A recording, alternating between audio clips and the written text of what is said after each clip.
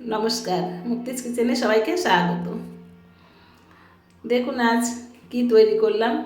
আজ তৈরি করলাম চিড়ের মোয়া। দেখুন চিড়েগুলো প্রথমে আমি সুন্দর করে বেছে পরিষ্কার করে নিয়েছি, কারণ চিড়ের মধ্যে অনেক ময়লা থাকে।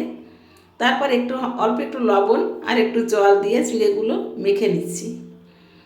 হালকা জল দিয়েই মাখতে হবে, বেশি জল হয়ে গেলে কিন্তু বেশি ভিজে যাবে চিড়েটা, তখন কিন্তু আর হবে না ভালো।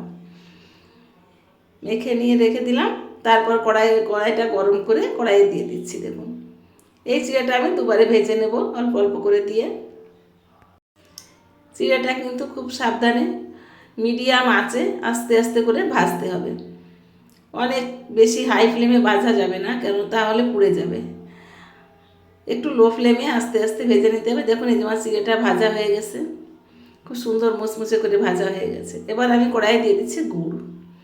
আমি খেজুরের গুড়টা দিয়েই করছি, আপনারা আখের গুড় দিয়ে করলেও করতে পারেন, কোনো অসুবিধা নেই, যে কোনো গুড় নিলেই হবে। গুড়টার মধ্যে অল্প একটু জল দিয়ে জাল করে নিলাম। এবার দেখুন আমি কি করে চেক করে নিচ্ছি। জলের ভিতরে একটু দিয়ে দিলাম, দিয়ে ওটা যদি হাতে উঠে আসে আর দলা পাকিয়ে যায় তাহলে বুঝতে হবে হয়ে গেছে। এই দেখুন আমার আর একটু হবে আমার গুড়টা, তাই আমি আরেকটু জাল করে নিয়ে আবারও চেক করে নিচ্ছি।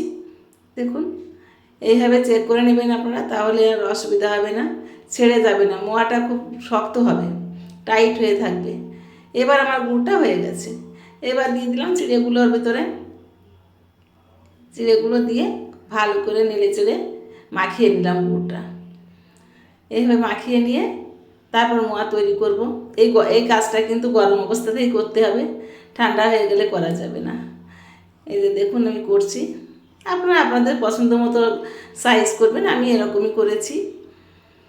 যাই হোক, আমার ভিডিওগুলো যদি আপনাদের ভালো লাগে, আপনারা আমার ফেসবুক পেজটাকে ফলো করে আমার পাশে থাকবেন, লাইক কমেন্ট শেয়ার করবেন, আর আমার চ্যানেলটাকে সাবস্ক্রাইব করে আমার পাশে থাকবেন। আমার চ্যানেলটা একেবারেই নতুন, তাই আমি অনুরোধ করব আপনারা আমাকে সাবস্ক্রাইব করে আমার পাশে থাকুন, আর পাশে থাকা বেল আইকনটি ক্লিক করুন, যাতে আরও নতুন নতুন ভিডিও সবার আগে আপনাদের কাছে পৌঁছে যায়।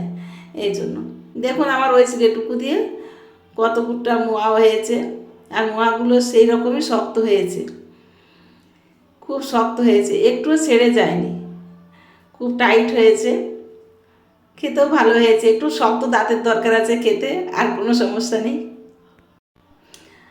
আপনাদের সহযোগিতাই আমার কাম্য। আজ এ পর্যন্তই, ধন্যবাদ সবাইকে।